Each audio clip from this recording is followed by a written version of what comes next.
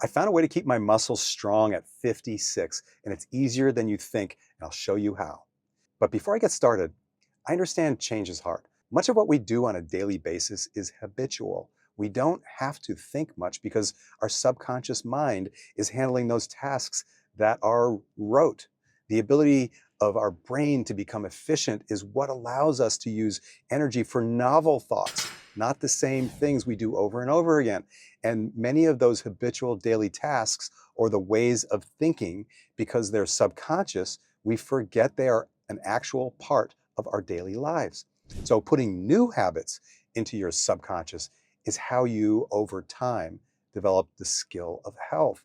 You decide what you want. Do that thing over and over and over again until it's habit, and then move on to the next thing.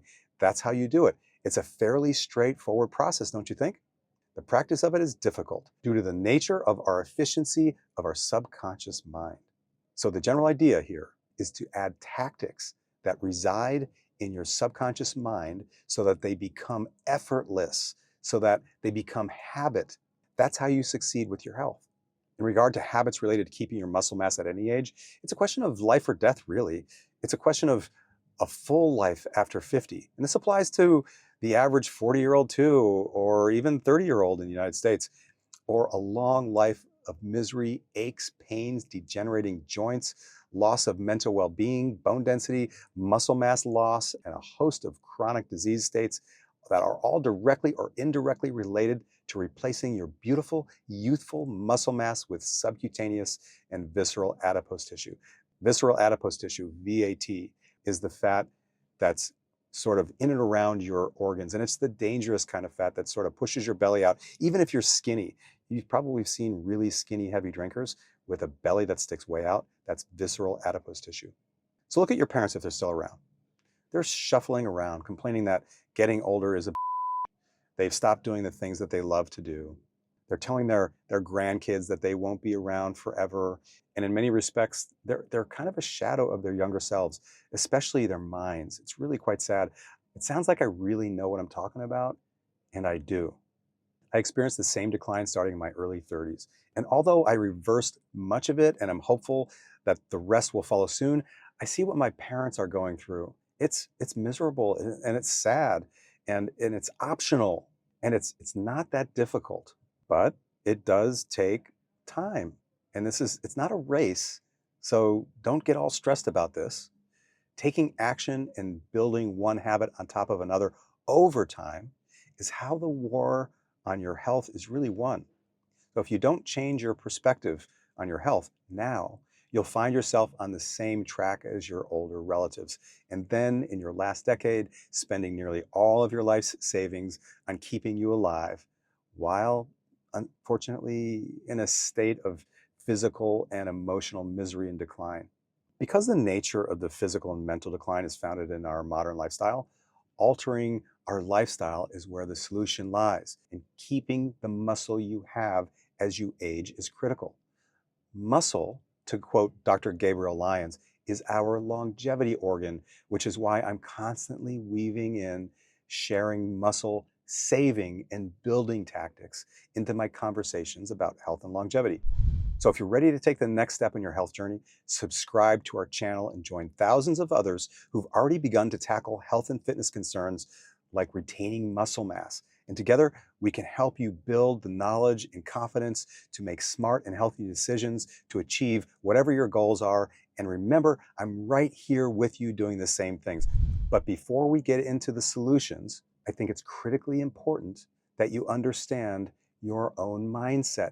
It's very common for men to believe when they hit the gym, train regularly for a week, and feel sore or swollen or swole or inflamed, to believe that they're actually making progress. And generally, they are not.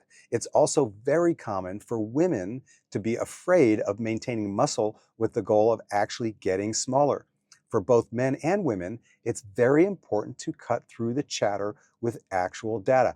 Actual data for body composition today is only available with a DEXA scan. And in order to truly understand how much lean mass you have on your body without too much fluctuation in test results, is to make sure you do the test at the same time of the day, fasted, fully hydrated each and every time.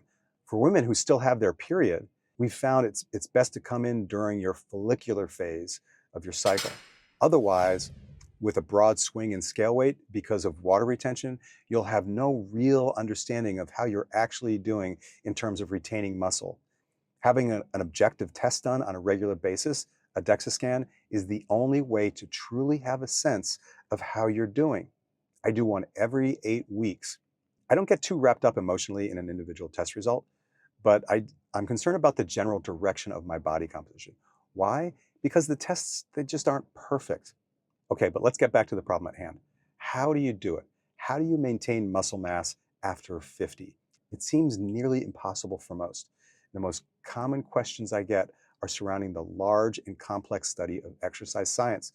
I'm going to assume that because this tutorial is focused on maintaining muscle, not building it, that you do a light amount of exercise. Maybe you run a little bit, or maybe you do some other version of cardio, but that you're generally sedentary. The FDA's definition of that is less than 30 minutes of physical activity per day. So this is you if you don't work out regularly. It's most of us, frankly. It's not ideal, but it has been the way you've been living your whole life. This video is about preventing the decline. This is not about getting optimal. This is for you if you're just too busy right now to really get after it. Time is not on your side. So considering the fact that you're time constrained and you're getting older, the solutions are not the same as when you were 25. That makes total sense, doesn't it? So step one, you don't just want to maintain muscle with a lot of difficulty. You want to maintain muscle with ease. That makes sense, right? You want this to be easy. And one way in which to do that is by dropping your systemic inflammation. An easy way to do that is by moving. So every time you contract your muscles, you release an anti-inflammatory cytokine called a myokine. You need that to drop systemic inflammation to help you believe you can maintain your all too important muscle as you get older. These myokines reside in your muscle tissue. If you lose muscle, you lose myokines. It's a very dangerous proposition because it will influence the way you see the world, the way you think, and your mental well-being. You must at least maintain your muscle tissue to have this happen, to have a happy, healthy, moderately pain-free life. You have no choice. Moving more will make it easier to believe in yourself. You'll be more optimistic. Does that make sense? So this is how you do it. Put a walking treadmill under your desk and walk a few hours a day while working. I don't do that, but you can. Or if you're in a position like me, where you have many people working for you and don't have to do a lot of the work yourself, walk inside of a Wi-Fi bubble with an AI note taker like Fireflies so that you have a record of the commitments that others make to you, the strategies that come up in meetings, new ideas that come up in those meetings. And you'll find yourself, if you have an AI scribe or an AI note taker working for you, you'll find that you're just more present because you're not thinking about the notes that you're taking. There's another giant benefit in walking or moving a lot throughout the course of the day, which you'll experience within the first, I would say, 30 days, a drop in body fat. And as is the opposite with muscle, adipokines reside in fat tissue, which are inflammatory molecules. Those inflammatory molecules have an impact through that inflammation on your mental well-being. The summary of this is that you'll make better choices without them and poorer choices with their presence. Walking is an easy way to get rid of those adipokines, those myokines or those cytokines that reside in your fat tissue. Number two, eat enough protein. I know it seems really simple, and it is.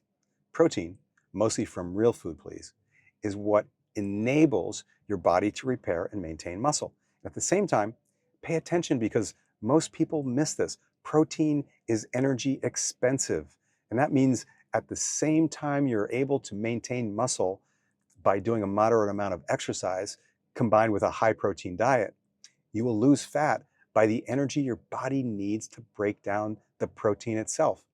Have you ever watched one of those shows, Alone on Netflix?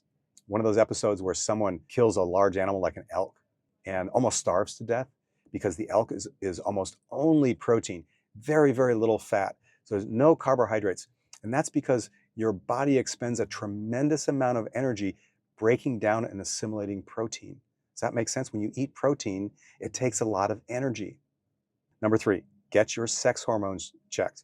Check out the next video on testosterone. I'm not sure why this is not a standard part of a physical, but it's not.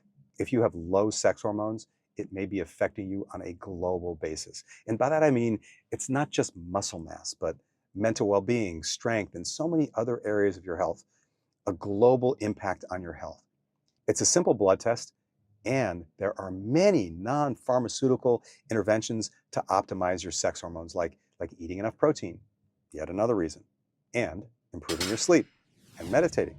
If you're over 50 or even 40 or even 30, low sex hormones may be a part of the culprit in the loss of muscle tissue, which none of us can truly afford. Nobody can afford to lose muscle tissue. Well, some of us can. Now you know the secret to keeping your muscle mass. There's one more crucial piece of the puzzle. Watch this next video because low testosterone could be slowing down your efforts no matter how hard you work out. And get your free training at watchtodd.com. That's watchtodd.com. You'll be glad you did.